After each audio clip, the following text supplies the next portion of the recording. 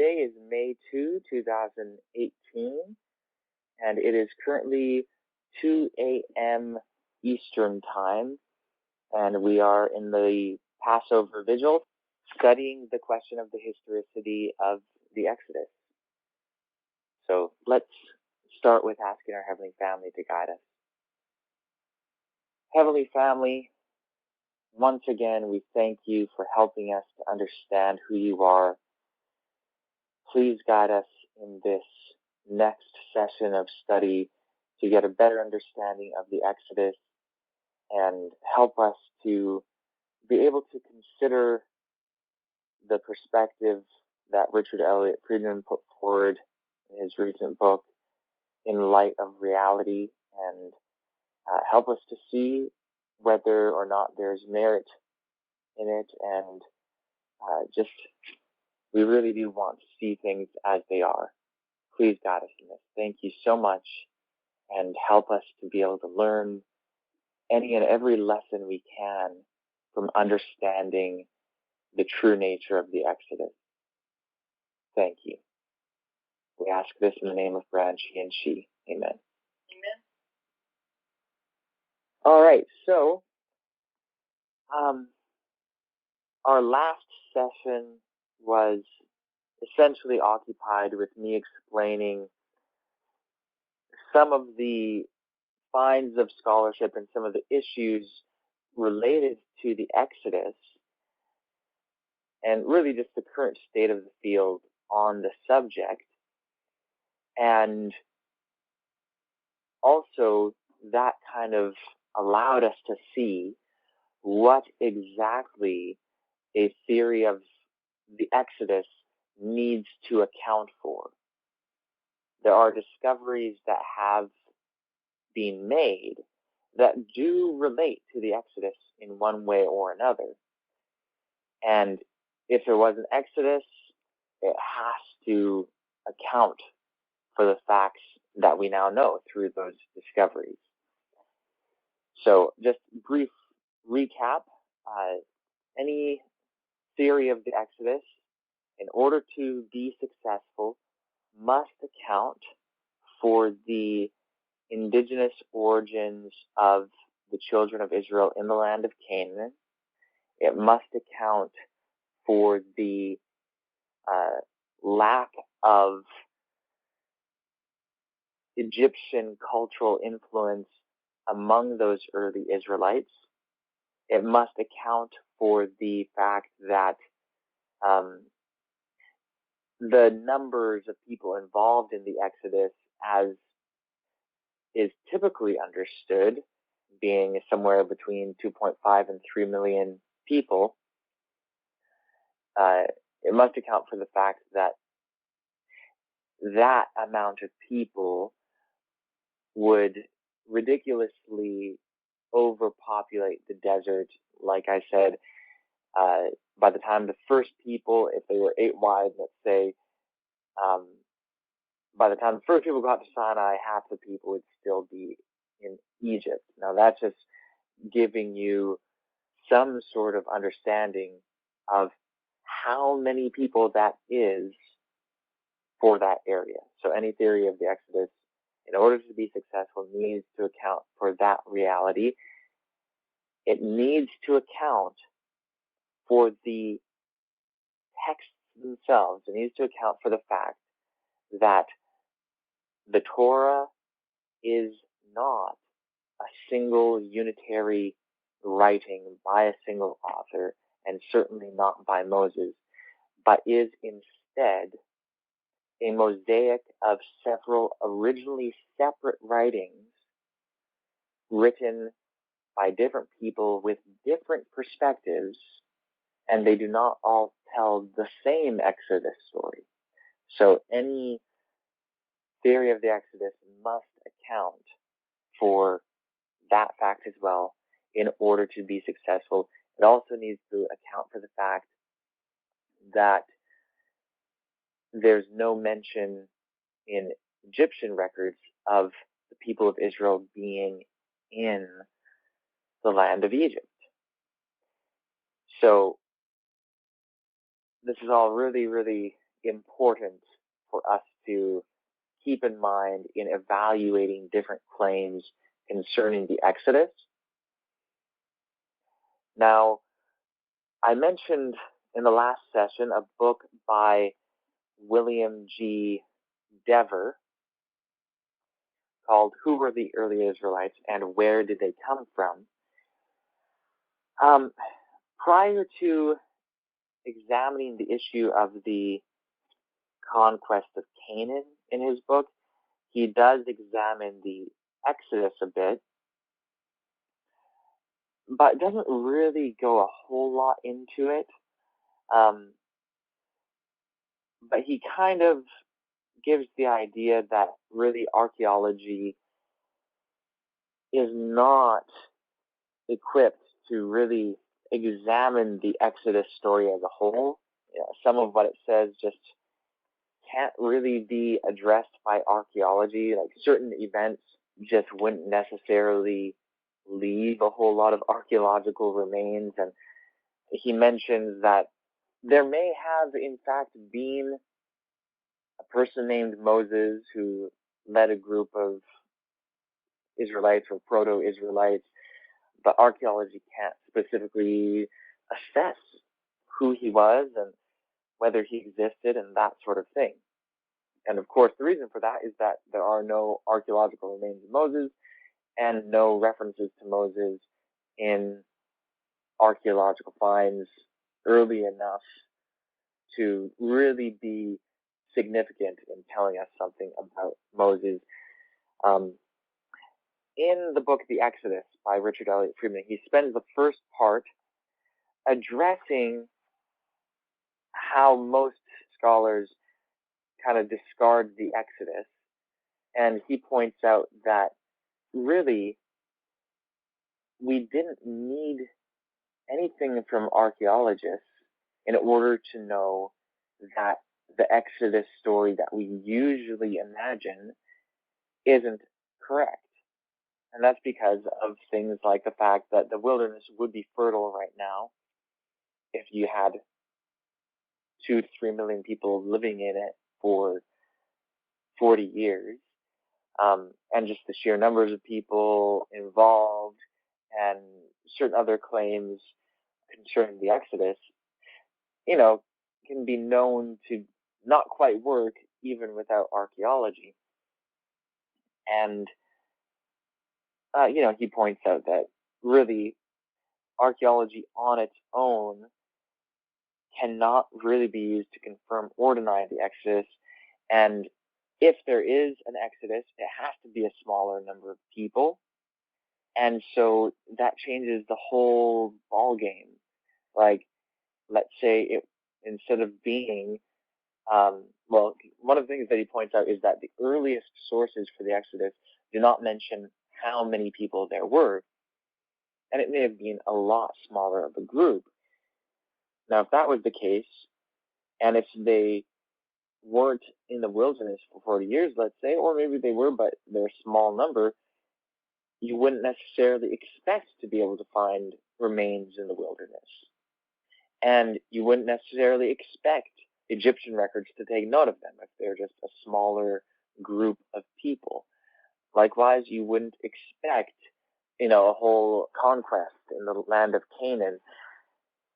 So if you have a different model for what the Exodus is, the things which show that the usual view of the Exodus isn't correct don't apply to that other model. So while the facts on the ground do show that the Exodus as we usually think of it couldn't have happened, that's not the Exodus that we have as possible to reconstruct, historically speaking, from our sources. And so he really kind of emphasizes how we need to construct our view of what the Exodus was from the sources that we have, using proper historical methods, like considering what are the earliest sources and what do they really indicate and what's their claim, and then you judge that, then you investigate that and see whether it has evidence. So that, of course, we would have recognized that as being a proper methodology. Just like you wouldn't evaluate the Torah as though it is a product of Moses. No, in order to do it justice, you have to look at each source on their own. Likewise, it is incorrect to evaluate the legitimacy of the Bible unless you are evaluating the legitimacy of the idea of the Bible or of a particular collection that is called the Bible. But you cannot evaluate the legitimacy of the claims of one book in the Bible, written by one author, by the claims of some other book in the Bible written by a different author. In order to really legitimately investigate this whole thing, you have to look at each writing on their own. So we've recognized that in principle. Same thing with the Exodus. When examining the Exodus, you can't look at the picture that you get from combining all the sources. That's not what any of the sources were trying to say. So it doesn't quite work. If you want to judge the picture of the Exodus presented in J, then you can do that. If you want to examine the picture of the Exodus contained in P, you can do that. If you want to try and get at the historical Exodus, you have to see what can we derive as being factual from each of the sources and see what picture you can get. So you have to use these historical methods. So that's kind of the approach in general that Richard Elliott Friedman takes in his book. And I think we can all agree that that's a good approach. Now, what he does with that is really the next thing that we need to examine. So I'll just mention his overall theory for what the Exodus is. Basically, his claim is that the Exodus was an exodus of Levites. That Levites were a group of people who dwelt in the land of Egypt, and that they experienced the Exodus from Egypt to the land of Israel. And the people of Israel were already in the land. So it wasn't the nation of Israel as a whole that was in the land of Egypt. It was just the Levites, and the Levites ended up experiencing an exodus in which they went from Egypt to Israel. That's the basic idea. There's another, Handel, who has also said that, basically there was some sort of small exodus of a group of people. I don't know whether he would call it the Exodus, but he clearly thinks that there's, people who went from Egypt to Israel and who Israelites or who became Israelites or whatever, and that they experienced an exodus from slavery in Egypt, and that since the land of Canaan, getting up till just about the time of the Exodus, according to standard scholarly dates, that basically the people of Israel as a whole were able to accept the story of the Exodus as their own because they themselves were in bondage to Egypt, even though they were in the land of Canaan. So that kind of fits very well in with the idea of the Exodus that Richard Elliott Friedman is putting forward. And I'm going to go through, perhaps not in a huge amount of detail at this moment, but I'm going to mention what he basically lists as evidence for this hypothesis. So one of the things that he mentions is that the two earliest things in the Bible are the Song of the Sea, otherwise known as the Song of Miriam in Exodus 15, and the Song of Deborah in Exodus 5.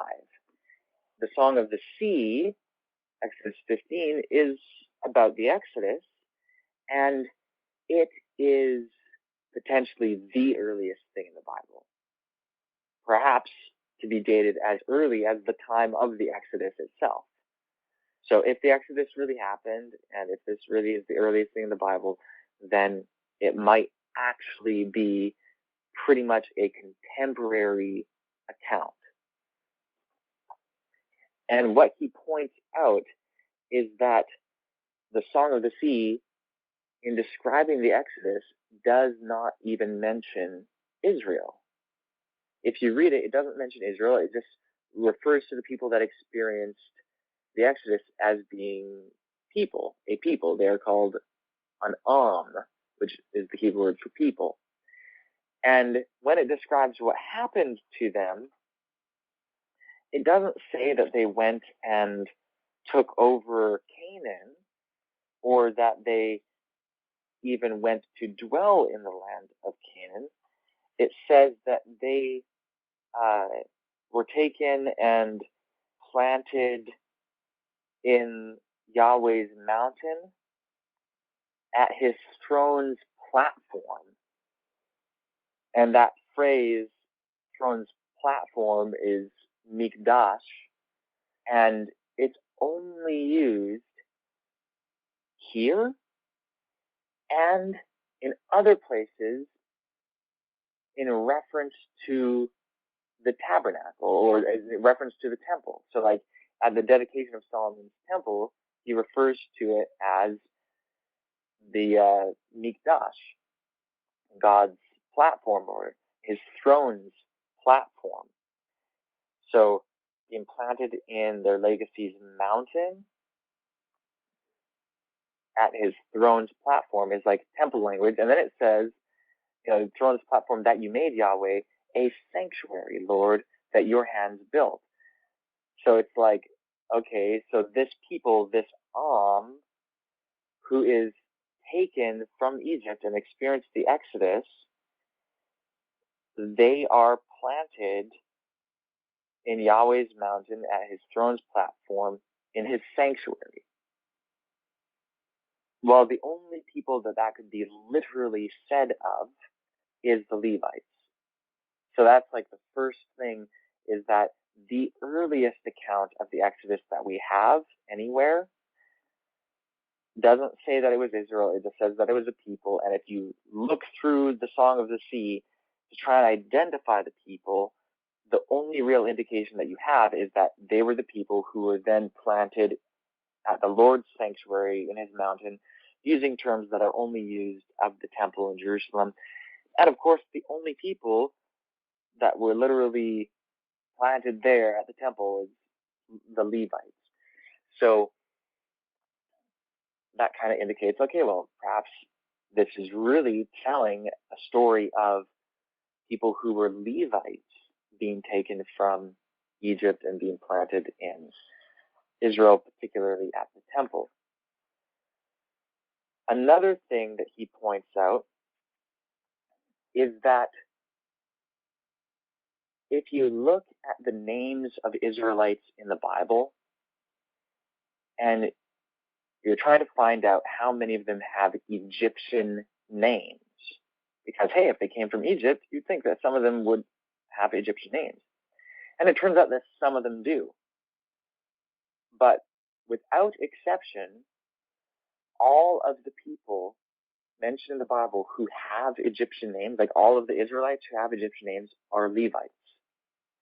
There's no Israelite from any other tribe that has an Egyptian name, but Levites do. So that's like, okay, that kind of sounds like Levites have some sort of influence from Egypt that the others do not.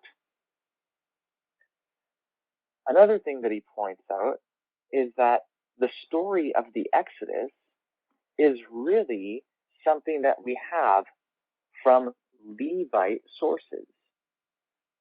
Out of the four main sources of the Pentateuch, the three of them that really tell the Exodus story in detail are Levite sources. That's E, P, and D. The other source, J, yes, it talks about Moses and it talks about departing from the land of Egypt, but it really skips over the actual Exodus.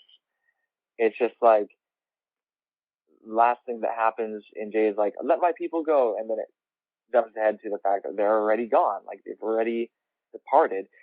So there's a lot, like in J, there's no story of plagues and like any sort of details that we typically think of as the Exodus.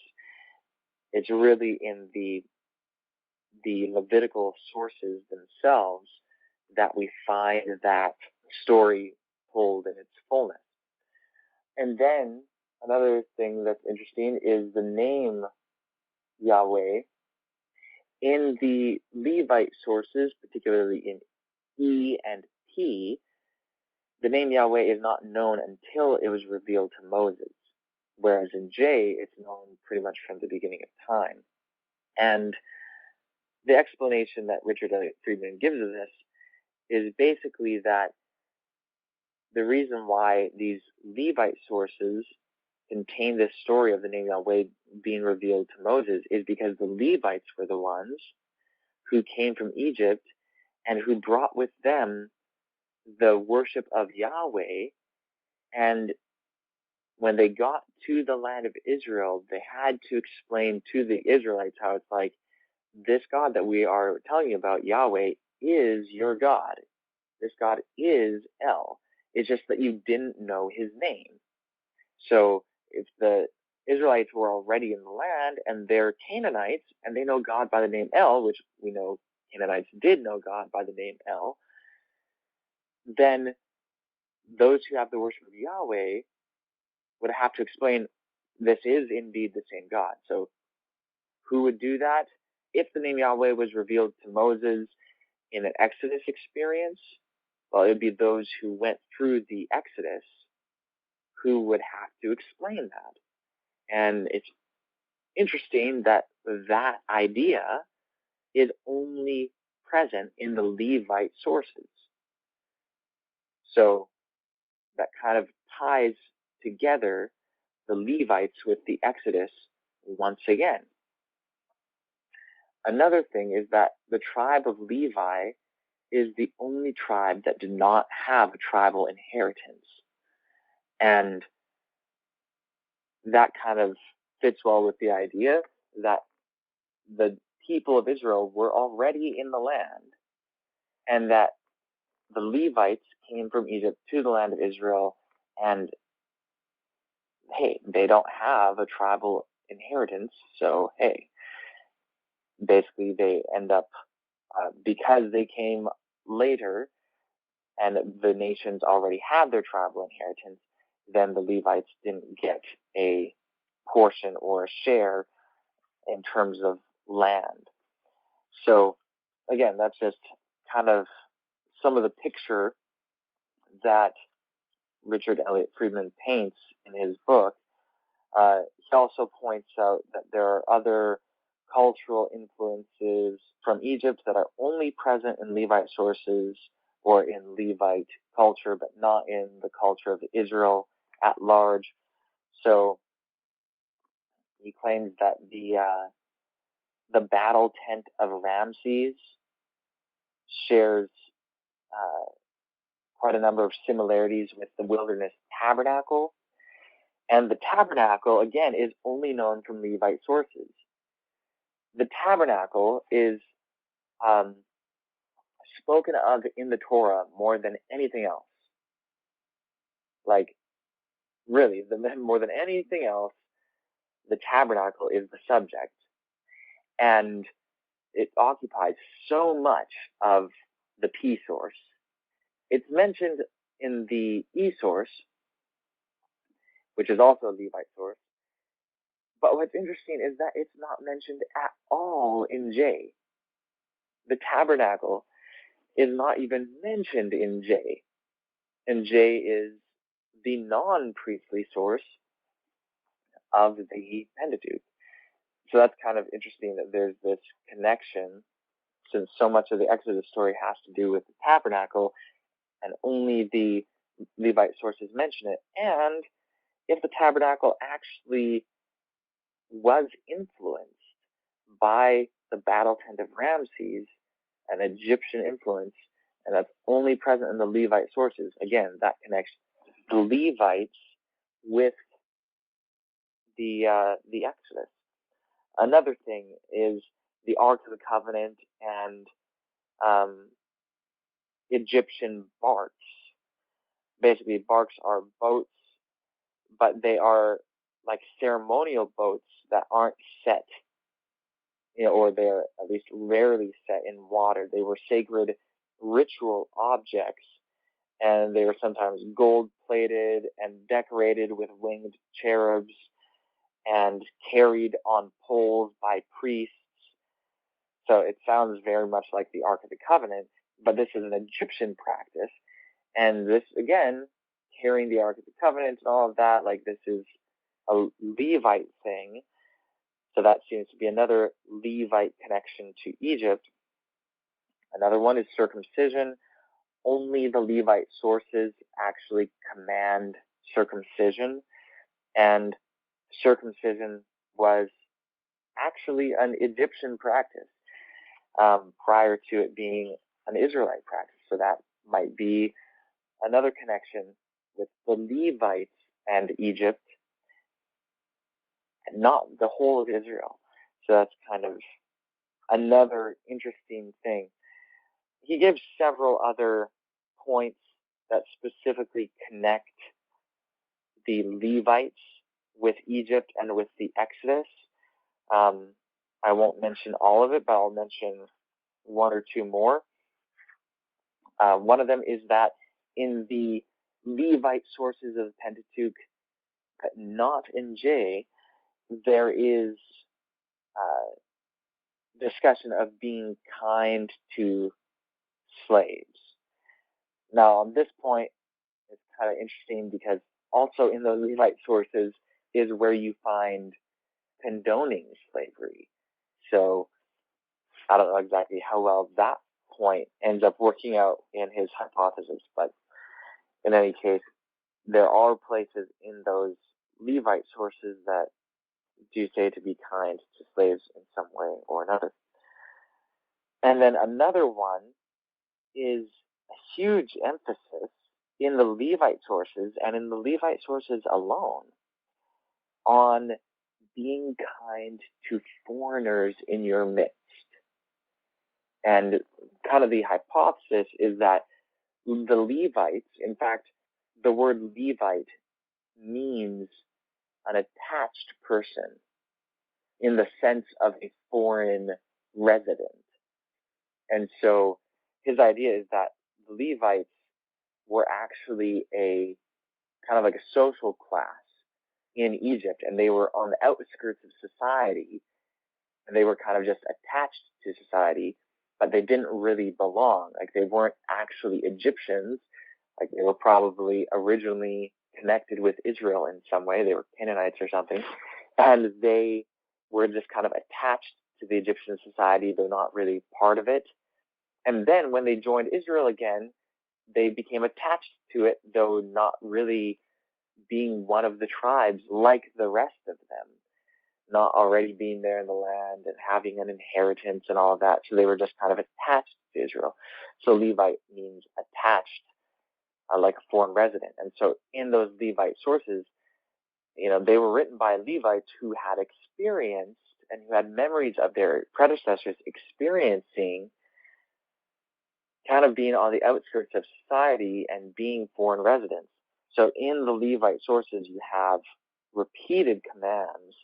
In fact, 52 times in the Torah, all in the Levite sources, it emphasizes being kind to foreigners in your midst.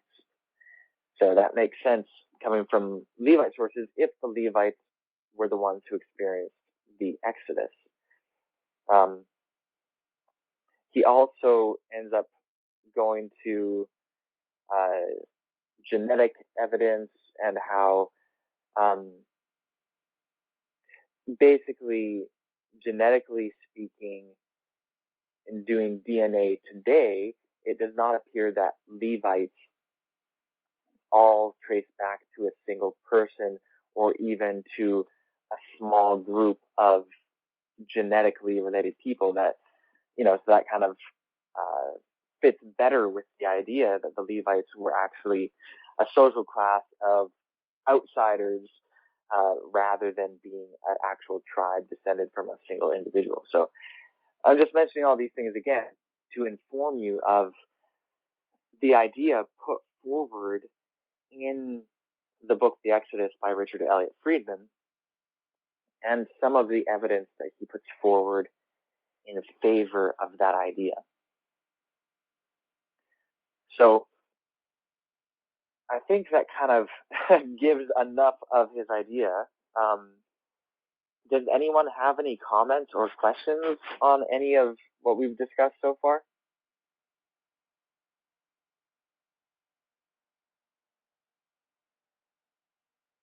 We have a question.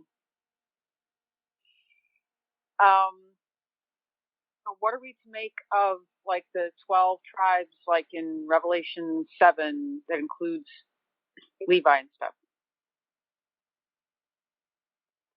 Well, basically, I don't see a problem with that one way or the other, because Revelation isn't trying to make a point about the history of those tribes.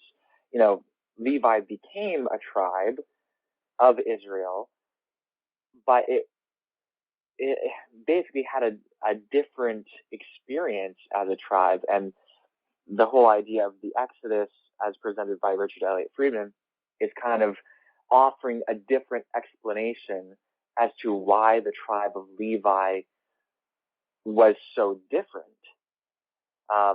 It wasn't just because, well, it was just decided that they would have a different experience or whatever. He's saying that it's because they were the ones who experienced the Exodus and became attached to the tribes of Israel. But of course, they did develop to become a tribe in a different sense than the other ones, granted, but still another tribe of Israel in essence. So basically, Revelation isn't addressing the history of the tribe of Levi one way or the other. But it does mention them as a tribe. But again, since it's not making claims concerning exactly the nature of the tribe of Levi, in my mind, it's kind of neither here nor there in terms of how you explain the Exodus and the mention of the tribe of Levi alongside the others in Revelation. Thank you. We have another question. And actually, I'll just quickly add to this one that it may be that the author of Revelation thought that, hey, the tribe of Levi is descended from the individual Levi, and that the entirety of Israel experienced the Exodus and all of that, even if that's incorrect. Even if that wasn't how it was, it may be that the author of Revelation perceived that to be the case, because certainly it seems to be that most of Israel from a relatively early date viewed all of Israel as experiencing the Exodus. So I would be kind of surprised if the author of Revelation didn't think that. But again, I don't think that really changes anything as far as Revelation goes.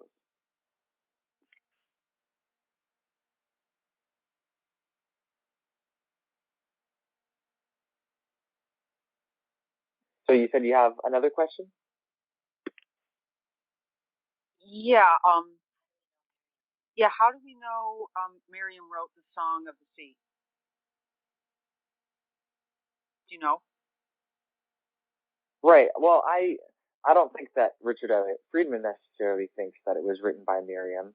It's just the song is called the Song of Miriam, just like in Deuteronomy 32, it has a song called the Song of Moses. That's just how the song is referred to. Who knows? Richard Elliott Friedman might think that Miriam wrote it. I don't know. If I remember right, and I'd have to check, unless this is just totally common understanding sort of thing, but the way I remember is that the passage in Exodus attributes it to Miriam. I think it says that she, took a hand drum, and other Israelite women took hand drums and started dancing, and she sang this song. Now that's, of course, one of the sources of the Pentateuch quoting the Song of the Sea and attributing it to Miriam. Whether that attribution is correct or not is something else to consider. But the reason why scholars like Richard Elliott Friedman think that this is, if not a contemporary source for the Exodus, a very near to contemporary source, is because of the language itself. Hebrew has changed over time, and you can trace its development, and the type of Hebrew present in the Song of the Sea or the Song of Miriam is very, very ancient, and basically goes back to, if not the time of the Exodus itself, very, very, very near it. So that's why people would put it at that time. And once you put it back there, if it's real, like if it's a real historical event, if there was an Exodus, and if there was a Moses and a Miriam, well, then it makes at least something really worth considering, that maybe that attribution is correct. Thank you. Does anyone else have comments or questions?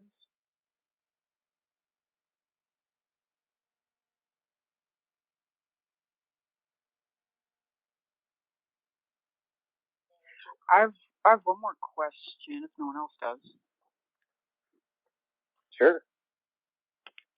Okay, the the Egyptian bark thing kind of resembling the ark, and some of the tabernacle things being Egyptian. Was Egypt influenced by the Levites, do you think, or was it the other way around? And then if it was the other way around, what would you make of that? Yeah, that's a very interesting question. And in my mind, it's quite complex in a way. Okay, so here's the thing. Like, this is one of the things that I think requires a broader understanding to fully assess. Like, even in looking at Richard Elliott Friedman's list of evidences for this hypothesis, these are some of the ones that I have greater questions about. Like, okay, the whole thing with the Song of the Sea, and how it doesn't mention Israel, and how the Song of Deborah, the other earliest thing in the Bible, it talks about the children of Israel, and it lists the tribes, but it doesn't mention the Levites. So he kind of points out, like, well, look, you have these two earliest things. One is set in the land of Israel, and it mentions the tribes of Israel, but not the Levites. And then the other one is set in Egypt, and it mentions a people, but not Israel, and that people ends up dwelling at the sanctuary. So it sounds like it's the Levites. So it's kind of, that kind of sets the framework for the whole idea. That's a pretty interesting thing, and you don't have to know a whole lot about the surrounding cultures of Israel to get that point. Same thing with Egyptian names for the Israelites. It's like, okay, that's really interesting. But when it comes to the tabernacle, I have some questions about whether it's really an Egyptian influence, even, just because I know that there are other nations, other cultures in the land of Canaan. Like, in the land of Canaan itself, there were other temples, and some of those temples are very similar to Solomon's temple, for example. Now, while Solomon's temple and the tabernacle were not exactly the same, they were pretty similar in some ways. Like their overall layout, the iconography, like having the cherubim and all that sort of thing, was very similar. So, like, I would like to know more about, well, what about the temples in Canaan already? What about their dates? Did they go back as early or earlier than the Exodus? And were they just as similar to the tabernacle as the battle tent of Ramses? Or are there things that are like really specifically unique features of the battle tent that are shared with the tabernacle? And does the battle tent of Ramses predate the tabernacle for sure? So those are questions that I have as well. So at this point, I couldn't say for sure whether the direction of influence is from Egypt to Levites or from Levites to Ramses, or even if it is a direct borrow from one to the other, or if they're both just participating in a broader tradition that includes other temples of the ancient Near East, including those in Canaan and in Syria, which is north of Israel. I know that there are temples in Syria that are very similar to Solomon's temple, but I don't know the date. I think they're from generally the same time as Solomon, at least some of them, but are there some from earlier, like a time that would relate to the Exodus? So, yeah, I don't really know for that yet, but that's definitely something that needs to be investigated.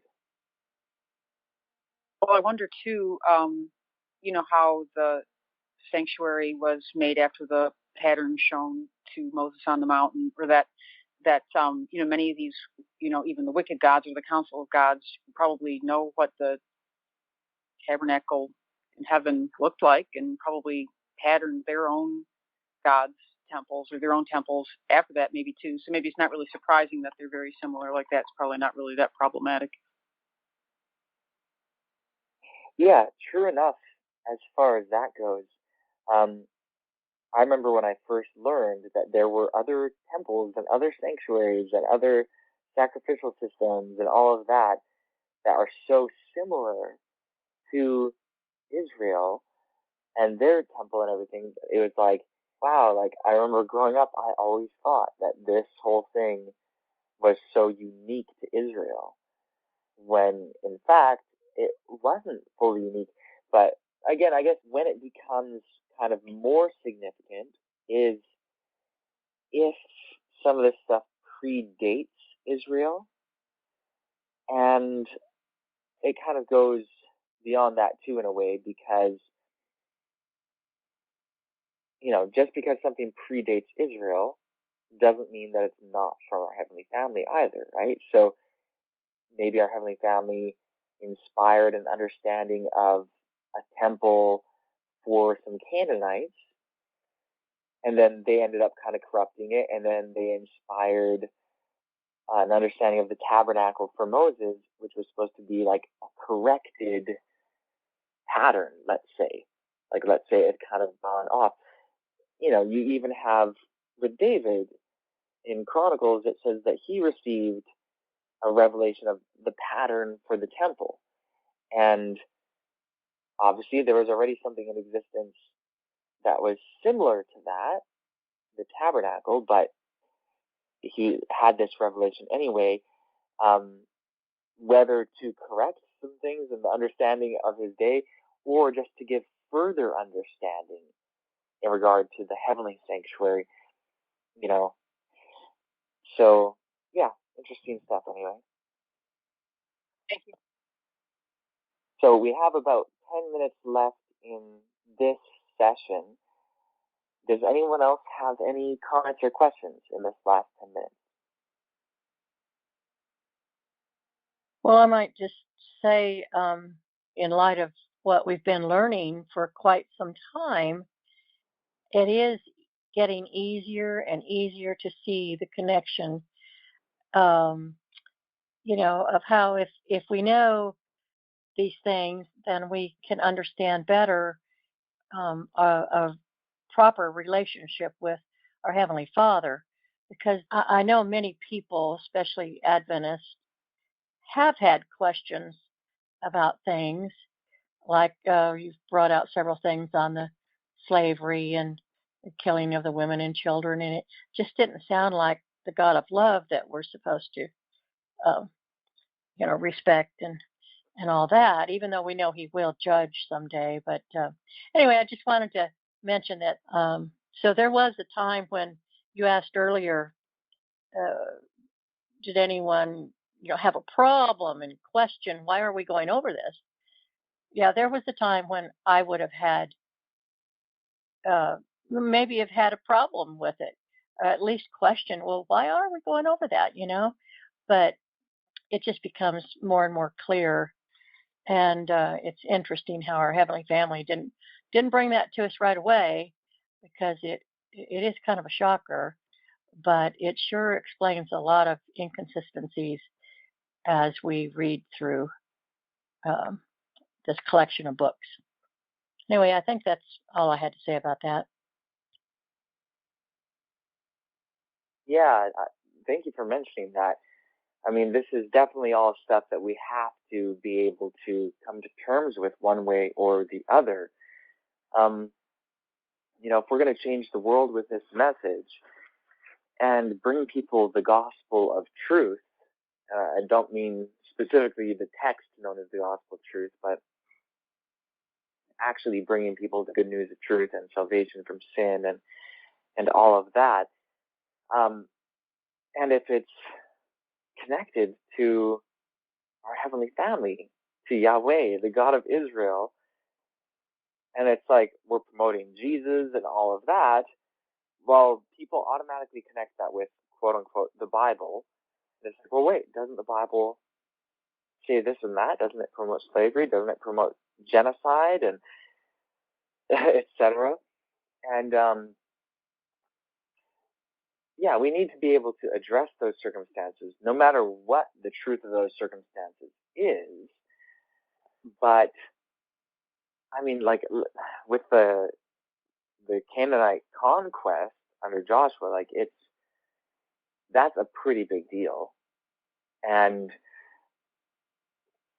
we've kind of been learning that we can't justify things. Like we shouldn't justify something that's actually wicked.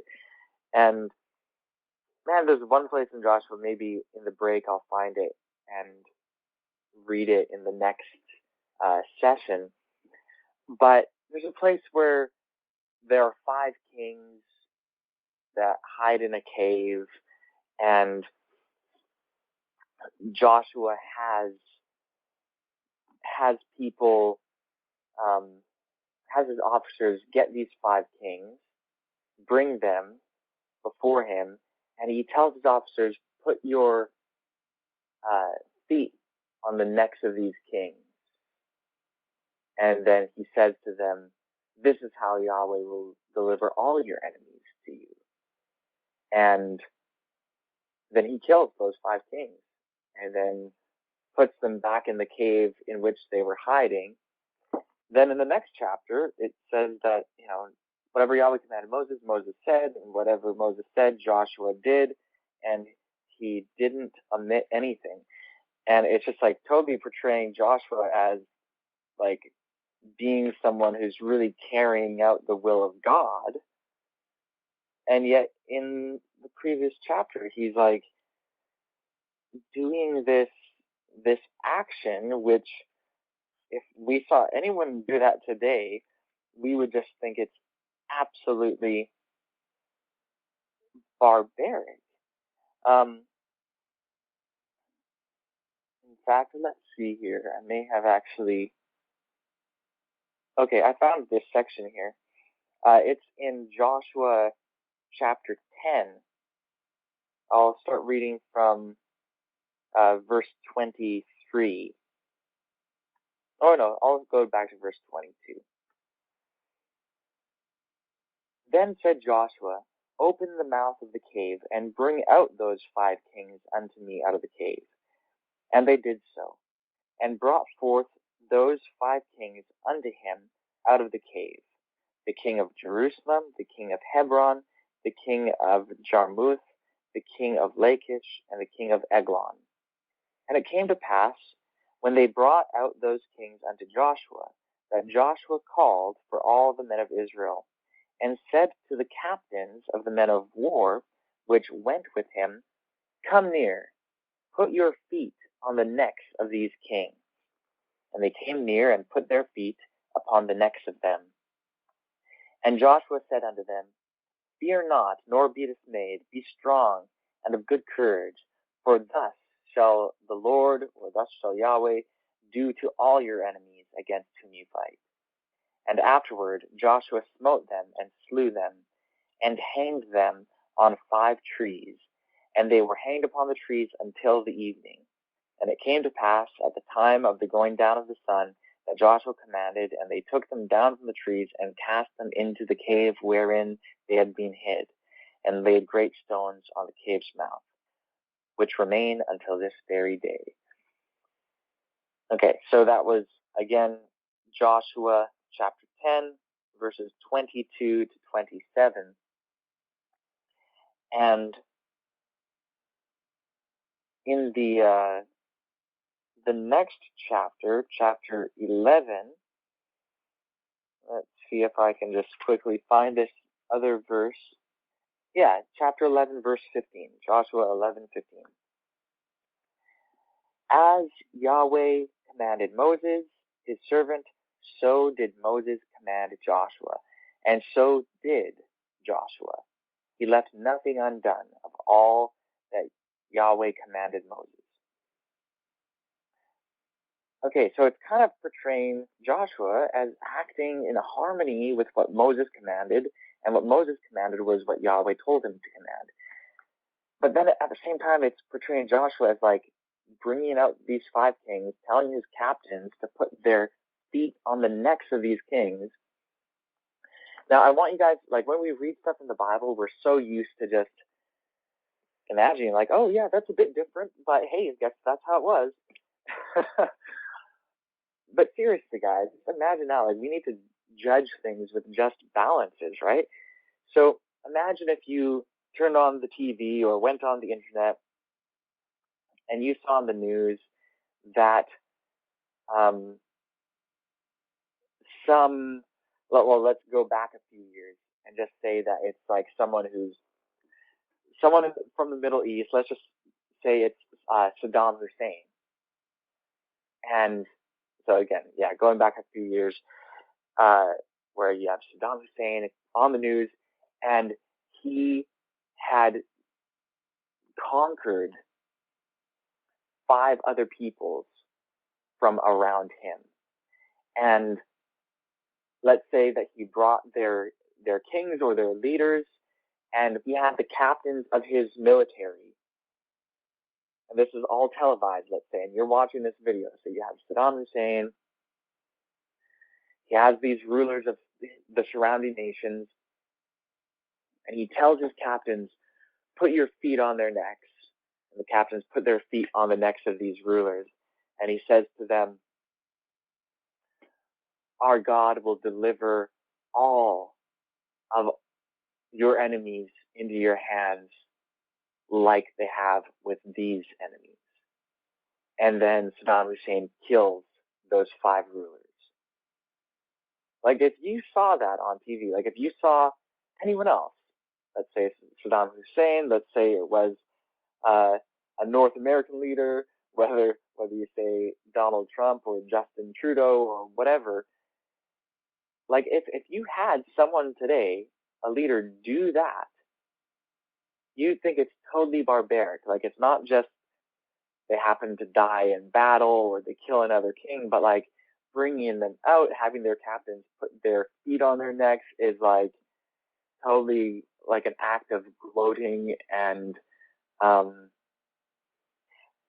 that sort of thing, you know, just kind of putting them to shame and then killing them. It's just like, again, this is what we would think of as being barbaric. So in reading Joshua, one could easily get the impression that, hey, Joshua is acting on behalf of Yahweh because he's doing everything that Moses commanded, and Moses commanded everything that Yahweh spoke to him. So Yahweh wanted Joshua to do this. You could very, very easily get that impression reading the book of Joshua. And so whether that happened or not is significant. And if that didn't happen, let's say, and again, archaeology is decidedly against the historicity of the conquest in the book of Joshua. Like, archaeology basically determines that that didn't happen. Now, if that's the case, and if someone basically invented this story, then they are portraying Yahweh as promoting barbarism. And yeah, so I would say then that going along with your comment there, if that's really the case, then yes, the character of our Heavenly Family has been horribly misportrayed. And that's just, one example. Others could be given from the Bible itself and outside the Bible as well, of course. Anyway, we've been on for a whole nother hour now, and we should bring an end to this meeting. We can continue on our discussion of this and other elements in our next meeting. We'll be meeting again at 4 a.m. Eastern Time, and it'll be another hour-long session from 4 to 5. And that will be our last meeting for the night. So, yeah, it's been great so far, and I'm looking forward to the last session. Would anyone like to thank our Heavenly Family? I can.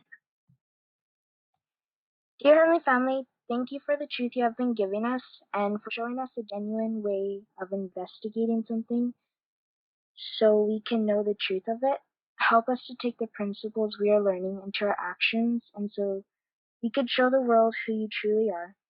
Thank you for being patient with us and showing us something new and different in the studies we go through, and even though some stories may be familiar, you have helped us to understand them in the correct form. Please be with us for the rest of the Passover calls. We love you, branches named he and she. Amen. Amen. All right. Well, shalom, everyone, and see you guys in another hour.